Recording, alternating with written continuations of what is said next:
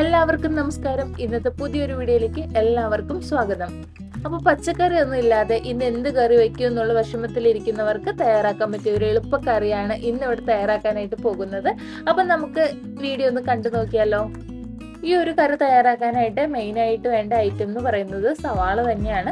ഞാൻ 2 സവാള നീളത്തിൽ നല്ല കട്ടിക്ക് ഒന്ന് അരിഞ്ഞെടുത്തിട്ടുണ്ട്. നമുക്ക് വീഡിയോ കാണുമ്പോൾ മനസ്സിലാവുമല്ലോ, നല്ല കട്ടിക്ക് തന്നെയാണ് അരിഞ്ഞെടുത്തിരിക്കുന്നത്. ഇനി നമുക്ക് എന്താ ചെയ്യേണ്ടതെന്ന് വെച്ച് കഴിഞ്ഞാൽ ഈ കൂടി പിടിച്ചിരിക്കുന്ന സവാളയൊക്കെ ഒന്ന് അല്ലി തിരിച്ചിട്ട് കൊടുക്കണം.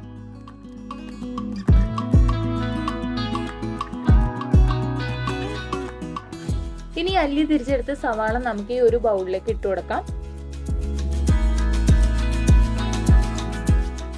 ഇനി പച്ചമുളകാണ് ചേർത്ത് കൊടുക്കാനായിട്ട് പോകുന്നത്. അപ്പോൾ ഞാൻ 2 വലിയ പച്ചമുളക് എടുത്തിട്ടുണ്ട്, അതൊന്ന് വട്ടത്തിൽ അരിഞ്ഞെടുത്തതാണ്. ഇതുകൂടി നമുക്ക് ഇതിലേക്ക് ഇട്ട് കൊടുക്കാം. ഇനി ഇതിലേക്ക് ആവശ്യമുള്ള പൊടികളൊക്കെ ഇട്ട് കൊടുക്കാം. അതിനായിട്ട് ഞാൻ സാധാരണ എരിവുള്ള മുളക് പൊടി 1.5 ടേബിൾ സ്പൂൺ ഇട്ട് കൊടുക്കുന്നുണ്ട്. ഇനി നല്ല കളറൊക്കെ വേണമെന്ന് നിർബന്ധമുള്ളവർക്കാണെങ്കിൽ കാശ്മീരി മുളക് പൊടി ഇട്ട് കൊടുക്കാം കേട്ടോ. ഞാൻ കുറച്ച് ഉപ്പിട്ട് കൊടുത്തിട്ടുണ്ട്. അടുത്തതായിട്ട് 1 ടീസ്പൂൺ കായം പൊടിയും 1 ടീസ്പൂൺ ഉലുവാപ്പൊടിയുമാണ് ചേർത്ത് കൊടുത്തത്.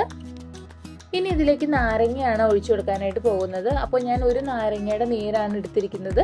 ഇത് നമുക്ക് ഇനി ഇതിലേക്ക് ഒഴിച്ചു കൊടുക്കാം. അപ്പോൾ നമുക്ക് നാരങ്ങയ്ക്ക് പകരം വേണമെങ്കിൽ വിനെഗറും യൂസ് ചെയ്യാം കേട്ടോ. ഇനി 2 തണ്ട് കറിവേപ്പിലയും കൂടി ചേർത്ത് കൊടുക്കുന്നുണ്ട്. ഇതിന് ശേഷം നമുക്ക് നന്നായിട്ടൊന്ന് ഇളക്കി മിക്സ് ആക്കി എടുക്കാം.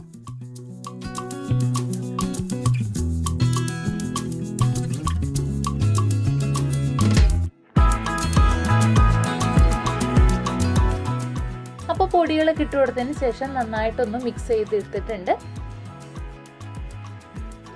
അടുത്തായിട്ട് ഒരു പാൻ വെച്ച് കൊടുത്തിട്ടുണ്ട്. പാനിലേക്ക് നമുക്ക് 1 ടേബിൾ സ്പൂണോളം വെളിച്ചെണ്ണ ഒഴിച്ചു കൊടുക്കാം.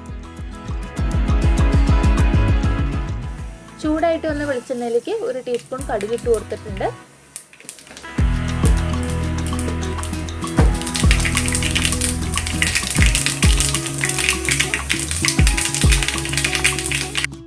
കടുക് നന്നായിട്ട് പൊട്ടി വന്നിട്ടുണ്ട്. നമുക്കിനി ഇതിലേക്ക് 2 തണ്ട് കറിവേപ്പിലയും കൂടി ചേർത്ത് കൊടുക്കാം.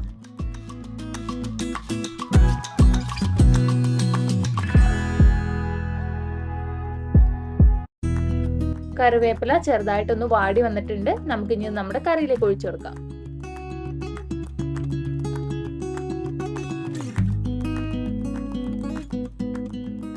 ഇനി ഇതൊന്ന് മിക്സ് ചെയ്ത് കൊടുക്കാം. അപ്പൊ നമ്മുടെ കറി ഇവിടെ തയ്യാറായിട്ടുണ്ട്. വളരെ പെട്ടെന്ന് തന്നെ തയ്യാറാക്കി എടുക്കാൻ പറ്റുന്ന ഒരു അടിപൊളി കറിയല്ലേ. അപ്പോൾ നമുക്ക് ചോറിനൊക്കെ കൂട്ടി കഴിക്കാൻ നല്ല സൂപ്പർ കറിയാണ്. എല്ലാവരും തീർച്ചയായിട്ടും ഒന്ന് ട്രൈ ചെയ്ത് നോക്കുക. അടുത്തൊരു അടിപൊളി വീഡിയോ ആയിട്ട് നമുക്ക് വീണ്ടും കാണാം. Tata, bye bye.